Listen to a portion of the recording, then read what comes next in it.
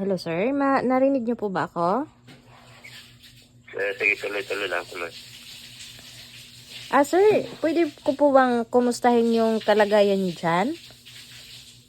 Okay naman po. Bakit? Sana po okay lang po kayo kasi kailangan po niyong malaman na malaki po kasi yung balanse niyo. So, dapat po kanyo, Ano yan? yung niyo po, Pedro Jr. Pedro Bandag Jr. po, at tapos ang balanse niyo po ay 20,000. So, dapat po kayong magbayad nito.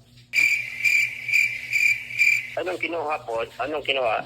Ang kinuha niyo po ay isang cellphone. Cellphone? Yes po.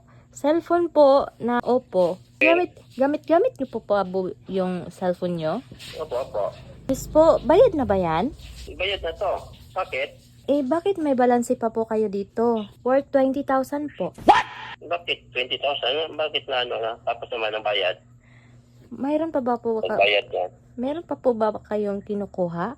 Wala na. Naglo-loan po ba kayo ng cash? Wala naman kung kinuha. Taga saan po kayo, sir? Dito lang po sa Davao de Oro. Sir, kung pwede po, makipag-transact po kayo sa amin kasi yung balance nyo po, kailangan po namin makolekta. Wala naman kung balance yan. Tapos naman po.